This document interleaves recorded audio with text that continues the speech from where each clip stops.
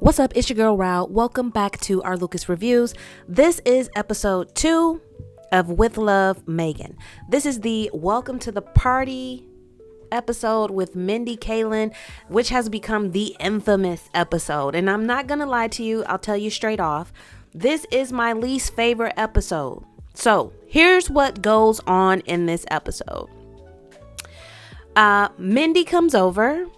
Well, let me just back up. We start seeing Meghan pick berries from her garden. So the first shot is actually on her property at her house.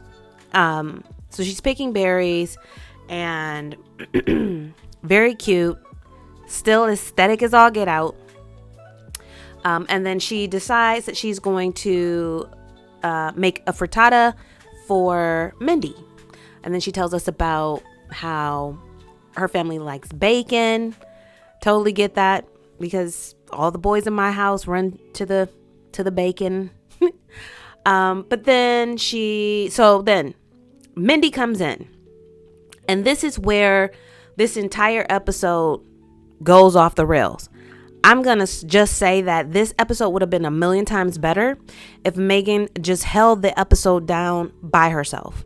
If she just did the whole party, like the whole garden party thing set up, and just did it by herself. But she decides to bring in Mindy, and it gets awkward pretty much immediately because Mindy tells her that she has a party planner who's taking care of all of this. So we know from the very beginning there's really no purpose in Meghan, 1, doing this, and 2, including Mindy in this. So it begins to feel kind of like pointless and forced, which is not off to a good start. So Mindy, many times throughout this episode, she just kind of has this look on her face like she's wondering why Meghan is doing this. Which, oh gosh, they don't seem to vibe real good with each other, or they don't have good synergy. I wonder if they're even friends outside of this. It just didn't feel organic at all. So Meghan makes the frittata.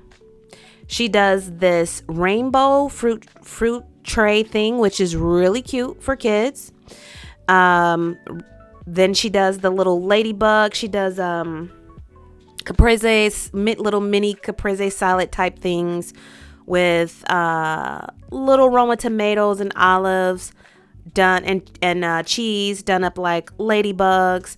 And then she does these cucumber sandwiches. None of this looks appealing, and I know she's saying it's a garden party for kids, so it's like they're eating out of the garden. The rainbow fruit tray was really cute. Loved it. Thought that was cute. I feel like any kid would look at that and just want to eat that up. The ladybug caprese thing that she did didn't really interest me much. And the frittata didn't interest me at all either. Didn't find that appealing. She shows us how she does balloon arches. And then she has this whole little cabana type thing, I guess, set up in the backyard or in the yard, that's decorated for a tea party, and they're all dressed up for tea. And that's kind of it.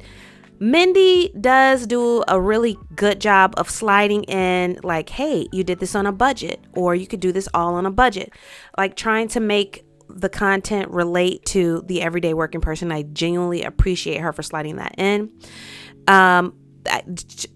Meghan did make these little parfait, like she did one of her preserves with, I think it was like a peach preserve with some yogurt and some raspberries, and looks like I think it was some coconut shavings on there, coconut pieces on there, and some goji berries. That did look good. So the fruit elements in this episode did look good. But this is the episode where Meghan's like, it's so funny that you're calling me Markle. You know, I'm Duchess, Sussex now. And that took everyone out. And I'll say this, I am not like a royalist. I could care less. But that part just didn't, it took me out of the flow of the episode. Like, it stood out as uncomfortable and like, what Which one of these things doesn't belong? That segment, that part just should have been cut out, in my opinion. And I feel like Mindy didn't have to be there. She didn't have a reason to be there. She already had someone set up to create her kid's party. It could have and should have just been Meghan saying, today we're going to do I have some cool ideas for a garden party, and this is what we're going to do. I think it just should have been omitted. She did do a little thing where Mindy was like, I like your look. She said it in this like way. I guess she's trying to be cool or whatever. And Meghan's like, I do think that Meghan has this little like quirky awkwardness to her, which in the next episode when she's cooking with Roy Choi, it really comes out, the little quirkiness in its natural state. And I love it, right? I love it. But in this episode, it was like very forced. It was very contrived. This was not my favorite episode, you guys. It was not. Does it deserve all the hate that she's getting? No, it was just a bad episode. It was poorly thought out. Mindy shouldn't have been there. The whole let me tell you about my ensemble, what I'm wearing. We could have done without that. What I would have liked to have seen, if it's a garden party, or you're prepping for a garden or you're in the garden. I did like when she was in the garden and she was actually dressed like she's in the garden picking berries. But I don't really want to know about what you're wearing or whatnot. It just seemed very shoehorned in this whole interaction with Mindy Kaling. So I don't know. Those are my thoughts. I wasn't really into this one. I really, really hate it, but it's the truth. Welcome to the party. Could have left that one out. All right. What are your thoughts? Leave them in the comments down below. I know some of you are hating this video because I'm not hating on Meghan, but I just don't see it. I don't see the reason. I guess her dad has recently come out saying that she's really fake and you have to be, warm. And what did he say exactly? I think he was basically trying to say you have to be relatable and all of this good stuff if you're going to have a cooking show and a lifestyle show. And it's like, bruh, probably the reason why she stopped talking to you now, why she's not talking to you now, is because you keep running your mouth to the press.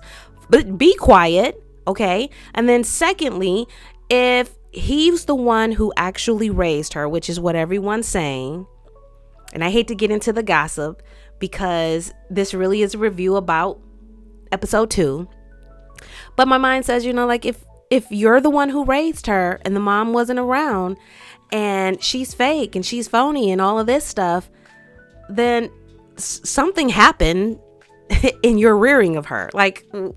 What happened in your home to make her feel like she wasn't comfortable being her authentic self and she had to always put on these masks? So she becomes this adult who consistently wears masks. That doesn't start in adulthood. That starts in childhood. That masking yourself and becoming who you think people want you to be, that starts in childhood.